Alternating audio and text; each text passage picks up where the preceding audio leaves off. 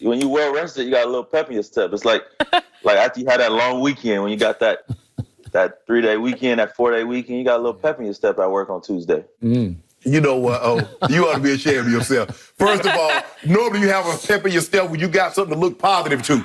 You know, oh man, I can't wait to get back. Man, we 72, or we 6-3, or we undefeated. Ooh, man, I can't wait to get back to work. Do you see what they've been putting on tape? They 2-7. They do got something to look forward to, huh? Almost over. Exactly. So you ain't got no pep. That means the check's about to get stopped. The check's about to get cut off. To be realistic, some of those guys are playing for their future. So I'm sure they got some pep in their step. Some of those guys is playing for the long-term, livelihoods of their family. So they should have a little pep, but they're not going anywhere.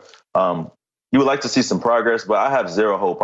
When I came on here and we started this thing, I said I had zero hope because of their defense. And now they coming off the bye, playing against a red-hot Vikings team. Yeah, they can have some pep in their step, all right? It's not going to end well. But I would have, I'd have felt better, Skipper. If they'd have won that last game. Well, they should have. No, they played well enough to. The referees took it right out of their hands. There you go. Well, you know it and I know it. So who you going with? Oh, my gosh. You going with Andy Dalton? You going with Bad? Or you going with Gigi?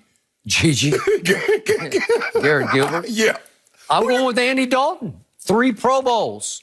First 5 years in the league, averaged 10 wins a year. But you just told me that was a long time ago. You told me Drew Holiday made the All-Star team. You said that was 2013. Yep. What years was that when Andy Dalton went to the Pro Bowl? It was a ways ago. Yeah, exactly. Yeah, I got it.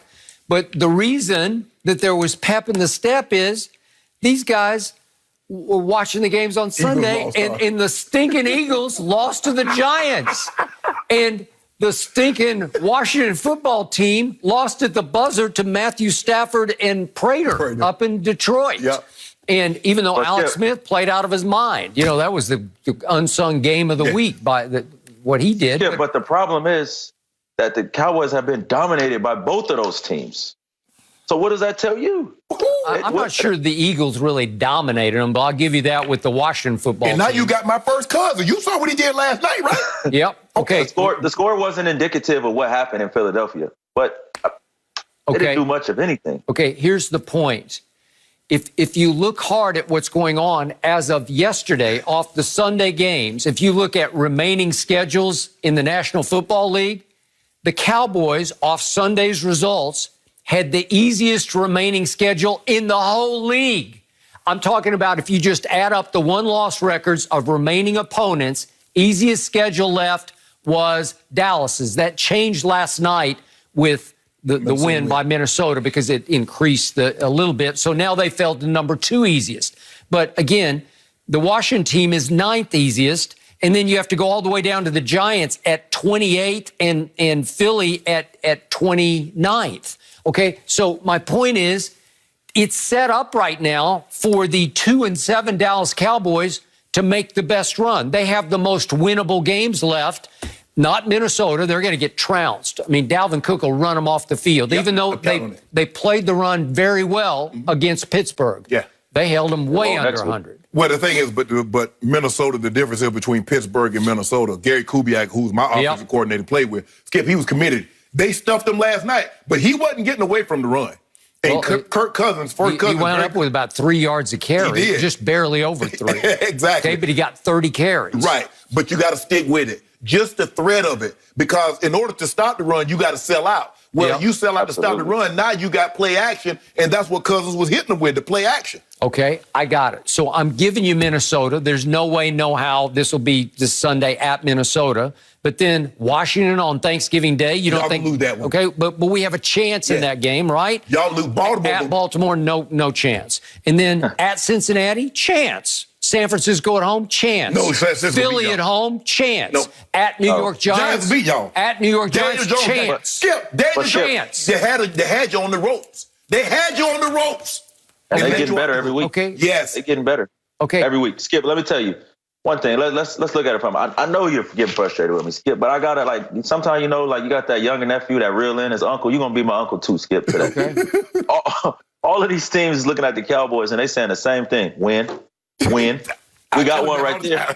We got us one right there. And it's like, I know we want to keep having hope, and they give you a little hope and they play hard and they lose, and then they come back and they get blown out. And I know you want to just get put out your misery, but you watch you watch all these other games and you feel like you have hope. And I just feel like the Cowboys don't have one thing that they can hang their hat on and say, this is what we're going to ride out to the finish line. And that's what doesn't give me any hope. Okay. They do have one thing they can hang their helmets on, and that's right now they got the 3rd pick in the draft. And if they do lose all those games that Shannon Sharp said they're going to lose, if everybody on the schedule is saying win, win, win, if that's true, I don't know. My team, if it loses out, could it have the 2nd pick in the draft? It could. Yeah. Okay. That'd be better than winning 2 or 3 games. I got it, because if you win, quote unquote, the NFC East, you get a home playoff game in which you will get blown off your home field by Tampa or Arizona or somebody. Somebody's going to come in and just clean them out. Somebody's going to embarrass them at Jerry World. And obviously, I don't want to see that. Y'all got a good special teams. I mean, Bones got y'all playing. Yeah. Bones also got y'all playing. You're running trick plays and everything. Hey, Garrett Gilmore played really well, I thought. Yeah. But when you don't have no expectations, it's much better to say really well. Because when the expectations is low, anything you do is getting a pat on the back. I think the Pittsburgh Steelers are a team that is like a naturally slow starting team, and they just kind of coasted through the Cowboys. But now you're going to be facing the Vikings, who are a team trying to get back in this thing. They're playing with some real pride. They're playing with some like they're going somewhere. They look like they have taken off. I agree. But didn't you, as an ex-Dallas Cowboy defensive player, didn't you see some signs of life and hope in the Dallas defense against Pittsburgh? Because I sure did. I did. I seen some signs of effort, but every time they needed to stop, they did what they always do. Didn't get it. Every time they needed to turn over, didn't get it. Oh, what I don't understand, he talking about his defense. Now, what about that offense that got all of those weapons? When are you going to see progress with them? Right. 3 points, 9 points. Really, Skip? Okay, but we haven't had Andy Dalton, who got concussed at Washington, and we didn't have Zach Martin in that game. And once he came back, it solidified the offensive line. I think it's decent now. I think it's good enough to protect Andy Dalton enough that he can get the 3 weapons involved. Skip. They can win Andy a couple Dalton. games. Are we really? He put his hopes on Andy Dalton. That's what Andy Dalton. Well, he simply entered this year as the best backup quarterback in all of football, and even you agreed with that. He was, but after watching him play, is he still?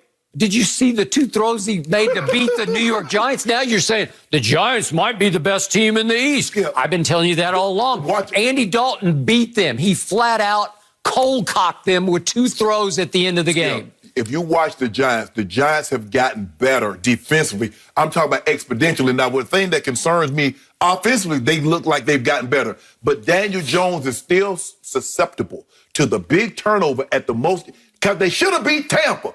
I don't care what you say. Oh, they had Tampa on the ropes on Monday night. But the GOAT said, nah. You know, said, no, Daniel Jones says, here, let me give you the ball. But, Skip, I agree with Owen. I've been telling you this. While you looking at everybody else's schedule like, oh, they can beat this team, they can beat that team.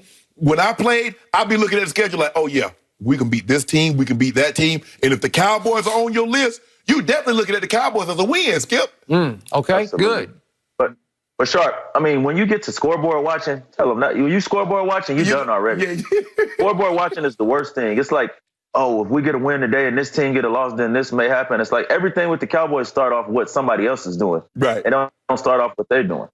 You never They need to win games themselves. When I was in Denver, when we had Mike, we didn't even really know who we was playing the following week, because the only thing was up there was the team we were playing that week.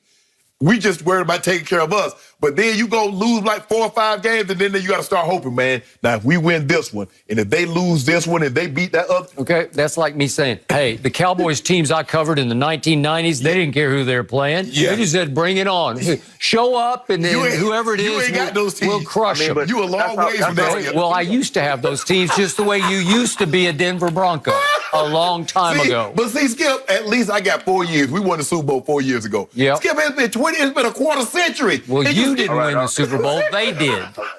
Sharp. Come on now. You're getting personal. Now, I feel like me. I feel attacked now. I feel attacked. He just keep holding on to the memories of Emmett and Playmaker and Troy and Dion. And Roger and Drew.